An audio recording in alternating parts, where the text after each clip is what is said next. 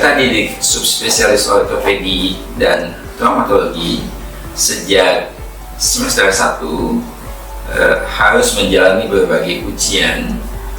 Setiap modul tentu ada ujiannya. Masing-masing modul akan diujikan dapat di pertengahan semester atau pada akhir semester. Pada semester 4 atau semester akhir, selain ujian tulis, ada ujian lisan atau ujian oral. Nah, ujian oral ini adalah dikategorikan sebagai ujian akhir pendidikan atau dikategorikan juga sebagai ujian nasional atau national board exams pada program studi subspesialis ortopedi dan traumatologi. Mengapa dikatakan sebagai ujian akhir nasional atau national board exams? Karena melibatkan berbagai fakulti dari berbagai center, dan yang kedua adalah juga perwakilan dari Kolegium Ortopedi dan Traumatologi Indonesia. Satu kandidat calon subspesialis akan menghadapi 5 sampai dengan 7 orang penguji dari bisa melibatkan berbagai disiplin ilmu. Misalnya pada bidang pediatrik, itu selain dari ahli ortopedinya juga ada ahli pediatrik serta ahli rehabilitasi medik yang subspesialisasinya juga adalah pada bidang pediatrik. Begitu pula pada bidang onkologi ortopedi, misalnya juga melibatkan ahli ortopedi dan traumatologi dengan subspesialisnya ortopedi onkologi, juga ahli patologi anatomi yang pendalamannya atau spesialisasinya atau subspesialisasinya adalah muskuloskeletal ataupun pada bidang lainnya. Pada ujian oral subspesialis ortopedi dan traumatologi ini dikategorikan sebagai ujian sumatif yang bobotnya adalah 50% dari total ujian tulis dari berbagai kumpulan ujian yang ada pada semester 4. Jadi ujian tulis kemudian nanti dibagi dengan ujian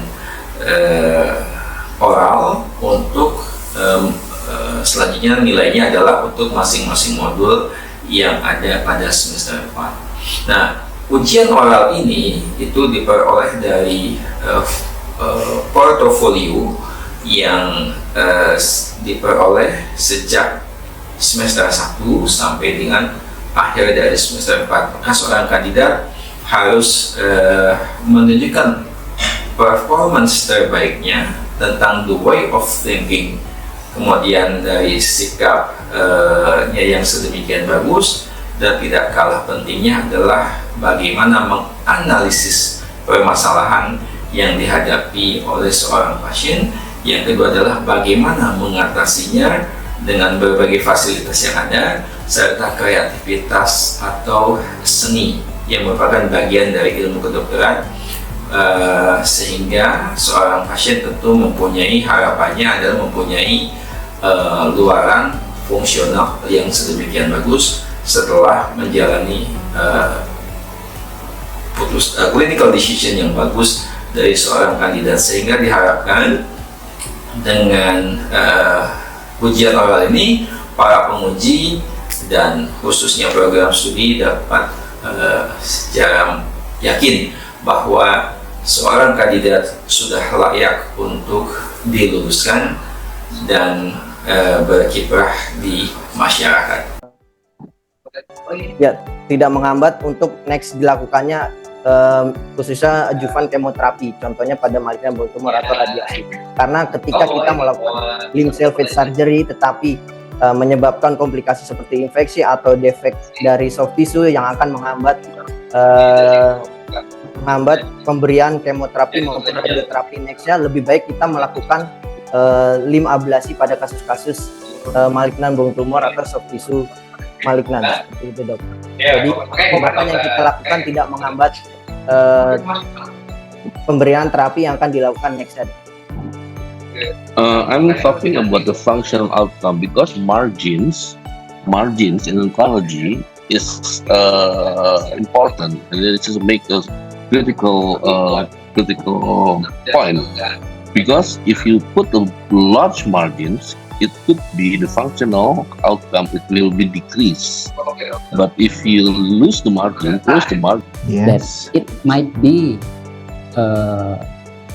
chances of recurrences of this kind of case if we didn't perform the resection cleanly.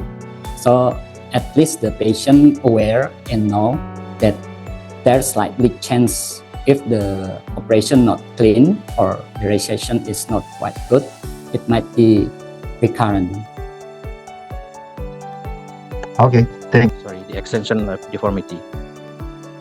So after we did the osteotomy, we reduce the fragments to the proper position, and then we fixate it with 3 K wires. After that, we did a wound closure, and in the clinical picture comparison, we can see that the compared with the preoperative in which there was varus, it was corrected into 7 degrees of Feldus. Okay, and also we evaluated the range of movement. Before it was 0 to 125 degrees. After surgery, we achieved a range of movement of 0 to 140 degrees. And this is the Terima kasih Dr. Renaldi atas pertanyaannya. Untuk pasien sendiri memang chief complaint-nya adalah nyeri. Untuk terkait dengan pertanyaan bagaimanakah membedakan antara pseudoparesis dan pseudoparalisis adalah untuk pseudoparesis seperti yang Dr. Renaldi sudah sampaikan, biasanya memang dilakukan lidocaine test terlebih dahulu atau mungkin bisa dilakukan injeksi steroid untuk menghilangkan kemungkinan penyebab nyeri yang ada di sana. Nah, ketika setelah dilakukan injeksi tersebut, kemudian kita lakukan evaluasi. Apabila pasien tidak dapat melakukan aktif forward flexion atau elevasi sama sekali atau nol, itu menandakan bahwa pasien itu mengalami pseudoparalisis. Hal ini juga bisa ditambahkan dari adanya superior anterior migration dari humeral head. Sedangkan untuk pseudoparesis, pada umumnya ketika setelah dilakukan lidocaine test atau steroid injection, pasien mengalami perbaikan. Namun ketika pasien melakukan aktif elevasi, pasien bisa melakukan tapi tetap tidak bisa melebihi dari sudut 90 derajat forward elevasi dan 60 derajat sudut abduksi. Nah, itu perbedaan antara pseudo. So it can diffuse. No, actually, what happened in the foraminal? Foramen free. It's getting large, It's getting larger. and then the irritation is Oh, increased. Okay, I think that's all, Dr. Lanang. Thank you, Dr. Ipang. So, Dr. Wasik, before we continue to the third examiner, I would like to ask you about first, maybe Dr. Irfan already asked about the correlation with so please answer it. Thank you. for the treatment for this patient is I perform the posterior closure. I incise from the thoracal 3 until thoracal 7, and then dissecting the muscle, and after that inserting the pedicle screw itself from the thoracal 3, thoracal 4, and thoracal 6 and 7. And for the abscess evacuation, I think we can do from the transpedicular or also the costotransversectomy from the level at the level of the thoracal 4 and 5. Okay. And then How to evacuate the abscess? evacuate the abscess is with the irrigation. No, I mean the procedure. Compulsory so How you do the is using from the transpedicular. We use an hour, and then we go through the corpus, or if it's not enough, I think we can do the costal transversectomy. We costectomy from the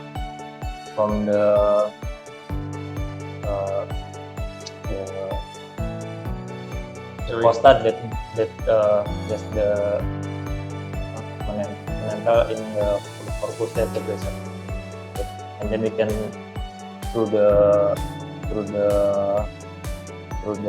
side, and we can effect the abscess from the right areas, because a lot of abscess from the right area. And when you need to combine arterial, then or you just only posterior approach? For this patient, I think it's enough for the posterior only, because the spine in the thoracic region is, I think it's quite stable enough, so we don't need any support from the anterior after the posterior closure. So I think for this patient, it's enough from the posterior. In which case that you have to make a decision that you have to make combine posterior. Maybe when we need a combined approach in the likely most in the lumbar area, sir, because and the corpus of the vertebra itself is really distraction, and we need to remove all the corpus, and we must change the corpus itself with a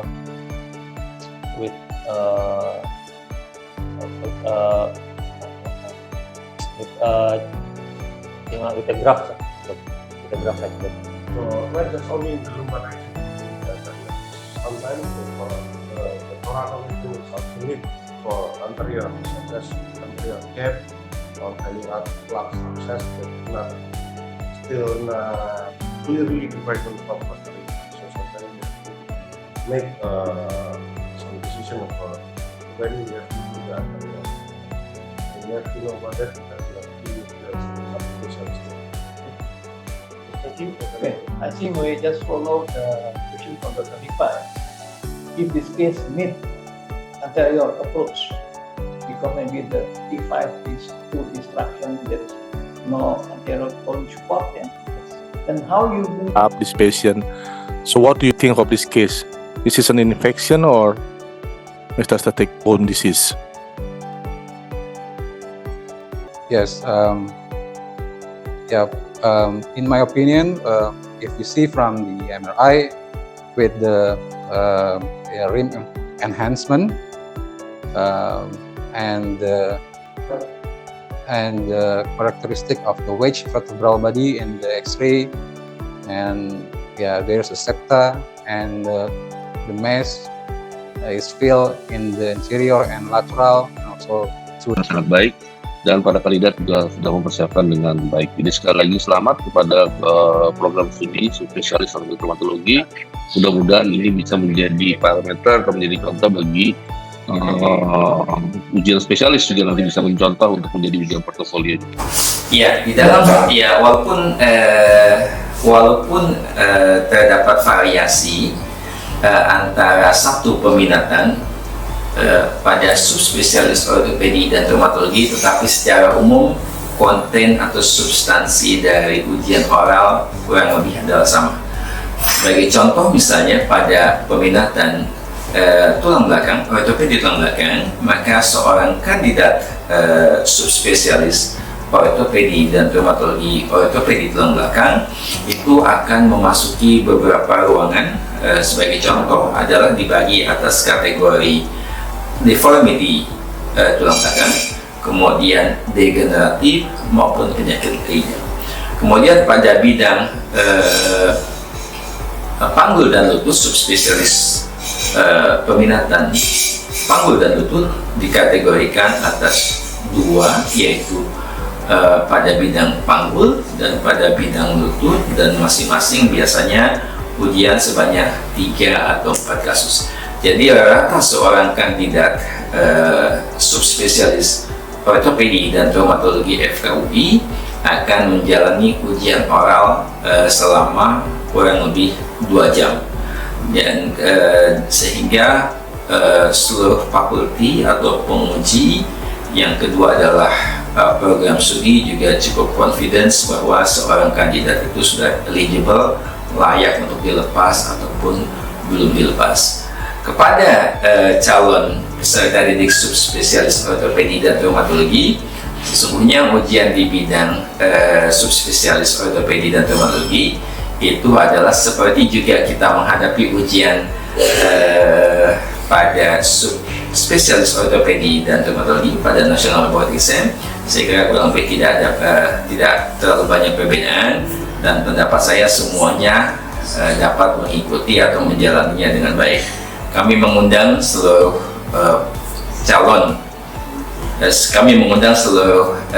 teman sejawat lulusan spesialis ortopedi dan traumatologi dari berbagai center untuk dapat memperdalam dan mengikuti pendidikan subspesialis ortopedi dan traumatologi, khususnya di Fakultas Kedokteran Universitas Indonesia, atau saat ini juga sudah dibuka di Fakultas Kedokteran Universitas Airlangga. Sukses semua bagi kandidat yang akan menjalani ujian subspesialis ortopedi dan traumatologi, maupun selamat untuk bergabung kepada seluruh